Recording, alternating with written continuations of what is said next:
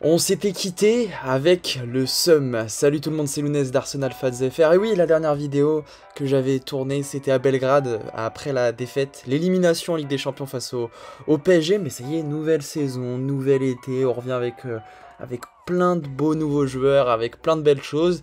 Et donc aujourd'hui, j'ai décidé de faire une petite vidéo sur le Mercato Express, Mercato XXL, je sais pas encore, mais en tout cas un Mercato qui va très vite. C'est la première fois qu'on investit aussitôt sur le marché. Alors peut-être parce qu'on n'a pas participé à la Coupe du Monde des clubs, mais en tout cas ça fait plaisir de nous voir actifs comme ça, de pas d'attendre la dernière minute et de se retrouver avec un Raheem Sterling.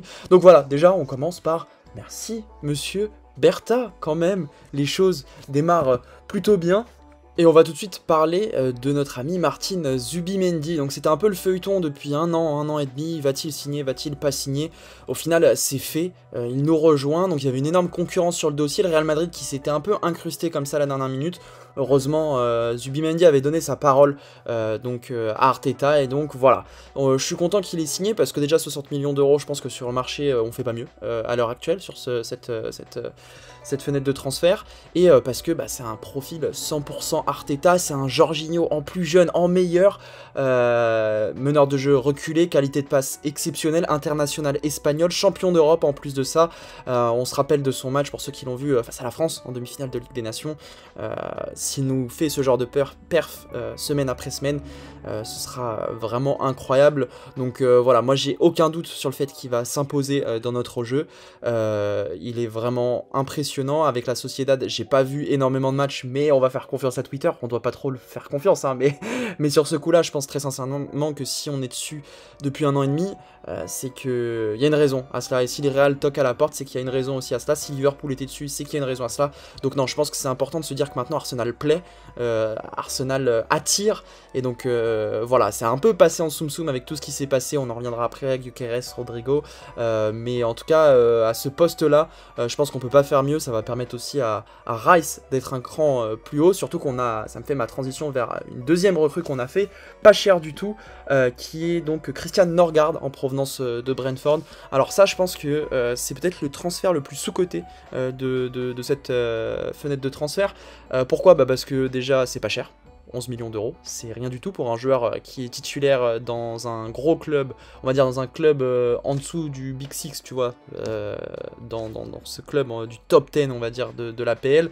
120 matchs, justement, de Première Ligue. C'est un transfert entre PL, des fois ça va dans des sommes un peu ouf, mais là, vu qu'il était, je crois, de mémoire à un an de la fin de son contrat, ça n'a pas du tout été un problème. La saison passée, il termine avec 9 ou 10 GA, ce qui est pas mal du tout pour un milieu défensif. Donc voilà, il sera la doublure de Martin Zubimendi. C'est ni un profil à la Partey, ni un profil à la Jorginho, c'est peut-être un profil plus à la Rice, quand Rice évoluait en 6. Donc je suis content qu'on ait ce type de joueur, ce type de profil, parce que oui, une équipe, ça se fait pas qu'avec des joueurs de moins de 25 ans, on n'est pas Chelsea. Donc très content de le voir sous nos couleurs. Encore une fois, je pense qu'il va apporter toute son expérience. C'est un international danois, encore une fois, c'est quelque chose à ne pas négliger. Bon, faudra faire attention au niveau des pépins physiques, puisqu'il sera pas là pendant les trêves, mais je suis content qu'on ait fait ce joueur, même si je le connais pas beaucoup. Encore une fois, pour me faire un avis, j'ai regardé quelques highlights, et ouais, c'est vraiment ça a l'air en tout cas d'être un bon récupérateur, et d'être le type de jeu en tout cas que tu fais rentrer en fin de match pour garder un résultat, et on sait très bien que Arteta, il aime bien ça, donc non, franchement, c'est cool, et en plus, c'est qu'un contrat de 2 ans. Autre cible recrutée un peu... j'étais un peu surpris, hein, mais c'est Kepa. Kepa, on va pas y passer 150 ans. Moi, je pense que c'est une bonne recrue. 5 millions d'euros pour un gardien, c'est pas cher du tout. Pour un joueur de PL en plus non plus, il a 30 ans, il connaît justement bien le championnat. Bon, c'est que ça s'est mal fini avec Chelsea, ça avait même mal commencé pour le gardien le plus cher de l'histoire du football. Mais pour un numéro 2, moi je prends. 31 matchs cette année avec Bournemouth. Il en a fait une vingtaine, je crois, avec le Real la saison d'avant. Donc c'est pas un gardien qui sort de saison blanche sur saison blanche. Non, je pense que c'est bien de se dire que si Raya a un pépin physique, t'as potentiellement notre ami Kepa qui est là pour le remplacer. Donc ouais, c'est un gardien expérimenté qui va en tout cas emmener le groupe vers le haut. Donc non, c'est une bonne nouvelle que Kepa nous ait rejoint. Autre joueur que je connais pas trop non plus, que j'ai découvert là sur la fenêtre de Mercato estival, bah, c'est Mosquera. Mosquera, 2004, moins de 20 millions d'euros. Il était à 1 an de son contrat, défenseur central, capable de jouer à la fois central gauche, central droit. Donc ça c'est une bonne nouvelle. On ne sait pas si Kivior va partir, mais dans tous les cas c'est bien de se rassurer en se disant qu'on a un bon backup de Saliba et de Gabriel, qui ne sont pas à l'abri de blessures. On l'a vu les 2-3 saisons précédentes, ça nous a bien mis dans la merde. Donc bonne nouvelle, il était pisté par le PSG aussi. C'est une vraie sécurité encore une fois parce que bah, c'est un central et que bah, c'est un poste aussi qui est pas évident. C'est pas évident de recruter à ce poste là, surtout qu'on a eu des départs. Donc non, franchement c'est plutôt cool, pas très cher encore une fois, 20 millions d'euros. Donc on approfondit l'effectif et puis aussi quelque chose de positif, c'est que si jamais le Real Madrid revient à la charge pour William Saliba, bon, déjà ce sera une somme, il battra le record hein, de toute façon je pense de transfert Saliba, en tout cas pour un défenseur, et bah Mosquera, si on le développe petit à petit, ça peut être une bonne chose, et il aura du temps de jeu quoi qu'il arrive, donc encore une fois c'est une bonne recrue. Et là on va passer à Madueke. Comment vous dire, je ne cautionne pas ce transfert, comme beaucoup d'entre nous en réalité. Je vais pas commencer à vous faire le discours, mais non, Madueke, c'est trop bien, franchement, il y a une vraie piste à aller chercher. Alors c'est sûrement le cas, mais force est de constater qu'on n'a pas de garantie sur ce joueur-là. 2 ans et demi à Chelsea, pas beaucoup de buts marqués, pas un titulaire indiscutable non plus.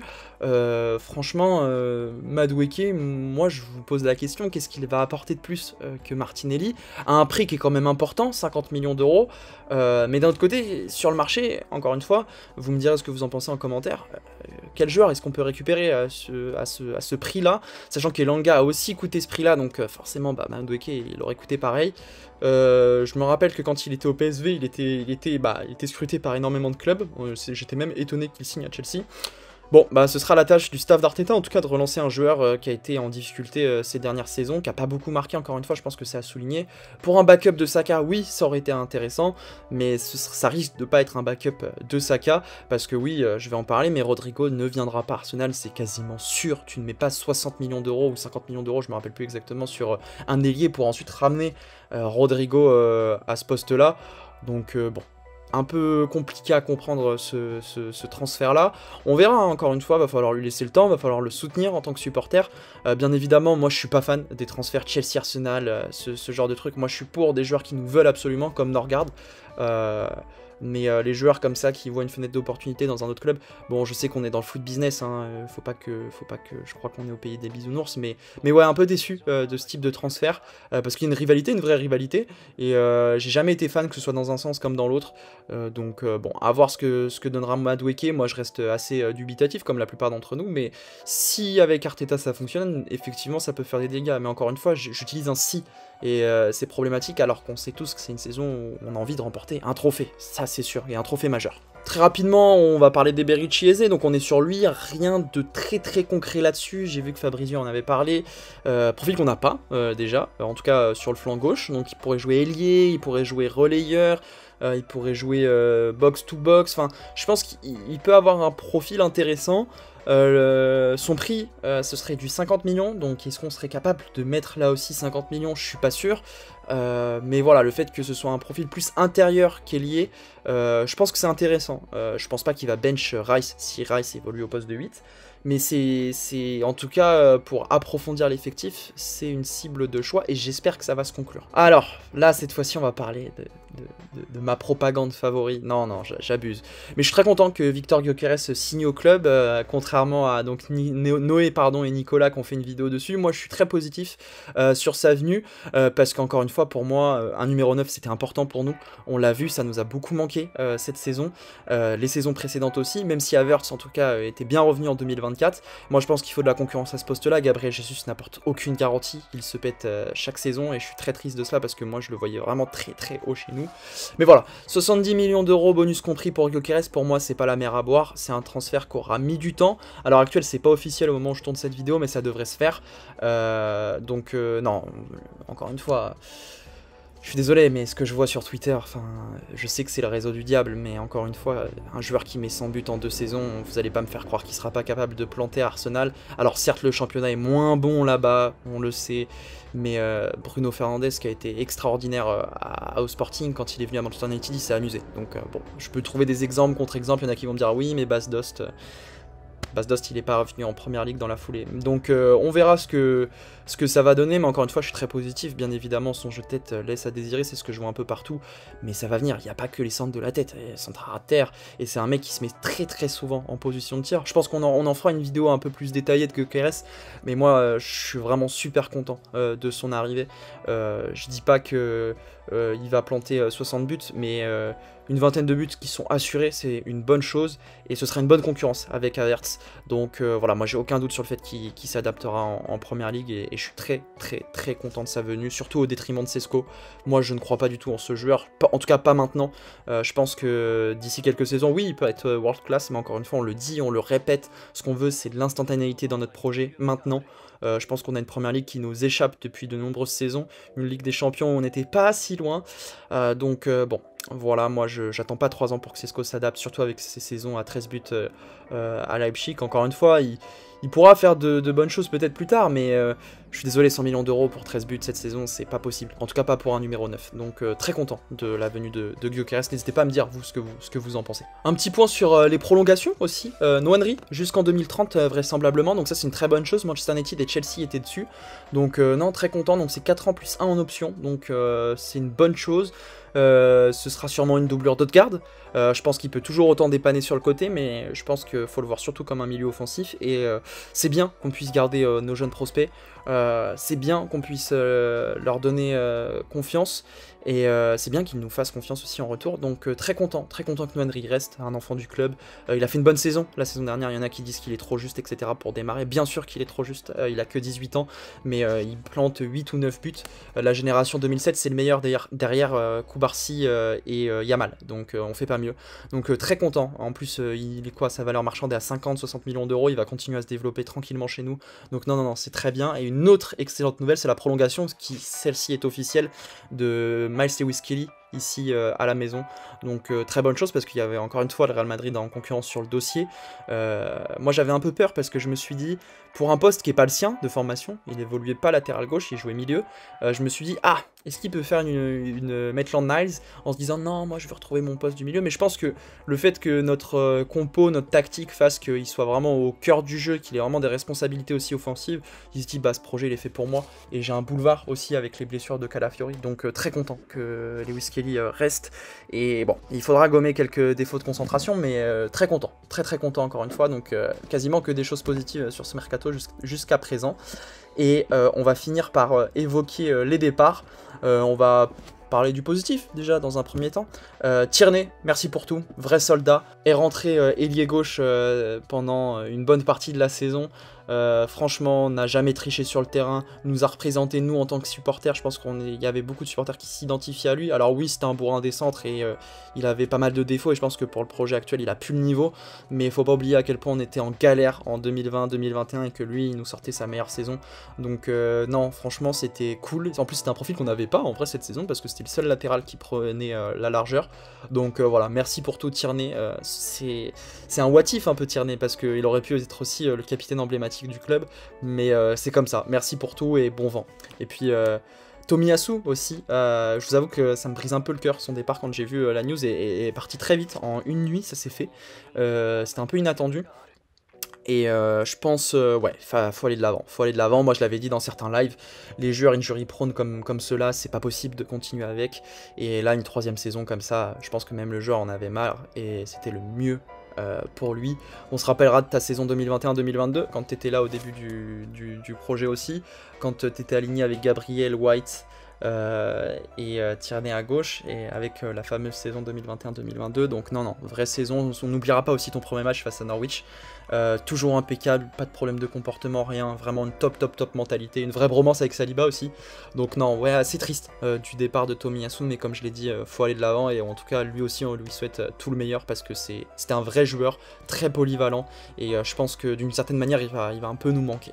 Et puis Jorginho aussi, très bonne recrue, je pense qu'on s'y attendait pas, mais il a l'air largement fait le taf, a apporté son expérience. Faut pas oublier que là où notre équipe a été la plus méchante en première ligue, c'est quand il était aligné dans un double pivot avec Declan Rice.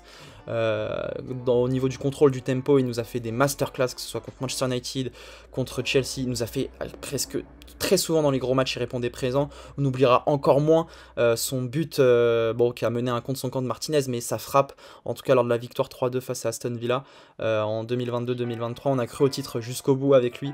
Et non, super joueur. Vraiment désolé de t'avoir insulté quand tu étais à Chelsea.